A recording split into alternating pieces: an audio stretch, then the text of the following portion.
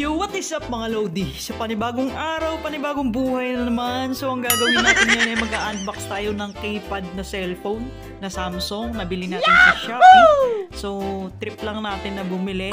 Tignan natin kung legit ba or goods ba, no? Kasi minsan nakakamiss din yung mga ganitong cellphone na keypad, no? Yung pang classic ba? Pag sinaunang sinaunang cellphone.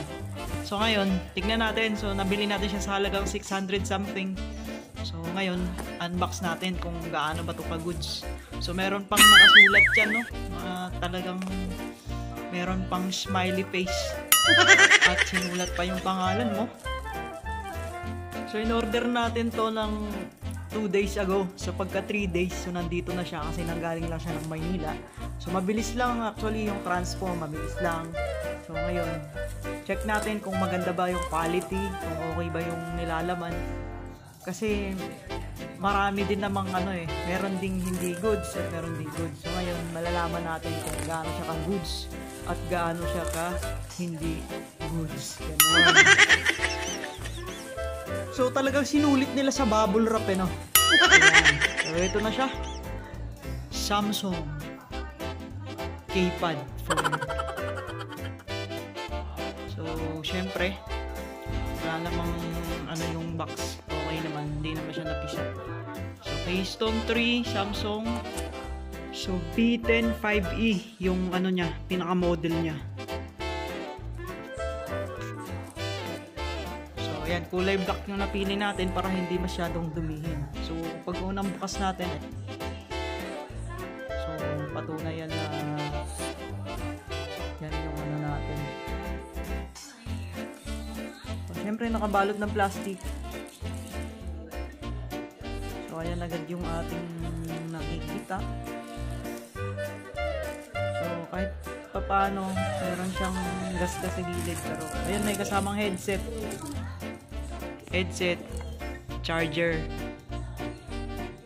Syempre yung charger natin micro, battery, ayan dito nakakabit yung battery, tayo magkakabit. Tapos yung manual natin, manual book. So yun lang nilalaman niya, tapos yun yung si charger. So meron siyang kaunting gas-gas sa gilid. Tapos buksan na natin, hindi na natin alam kung paano buksan to. So nahihirapan tayo sa tumangkalisod ng ating pagbubukas. So kailangan natin ng madiskarte, mausisang pagbukas nito kung paano. So ayan, ganun lang pala. Yung card natin, so maliit, so kailangan meron siyang pero talk and text to, testing natin. Tignan natin kung gagana siya sa talk and text. So pwede naman maliit, basta ayusin lang, naka-fit lang siya dun sa niya. Tapos yung battery, ayan. So i-on na natin syempre.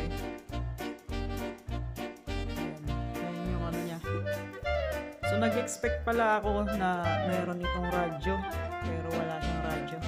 Text call lang talaga to. Tawag tsaka text lang, no? Ayan. So check natin kung merong signal yung talk and text.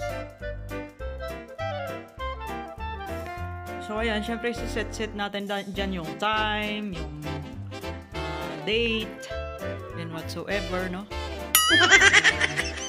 So nakakamiss din yung mga ganitong. So ayan na, naset na natin yung date tsaka yung time. So ngayon, check natin kung meron ba siyang signal, no? So as we can see mga Lodi, tignan mo, loading yung natin. So failed yung request natin sa signal, no? So text. So ngayon, tatry pa natin kung baka sa sa location lang. So ayun na nga mga Lodi, it's so sad na wala siyang signal sa talk and text tsaka sa smart. So pwede lang siya or applicable lang siya sa TM tsaka sa Globe. So yun, medyo nadismaya tayo. Pwede naman siya mga loads, pero kailangan mo siyang i-open line. Pero syempre gagastos ka pa.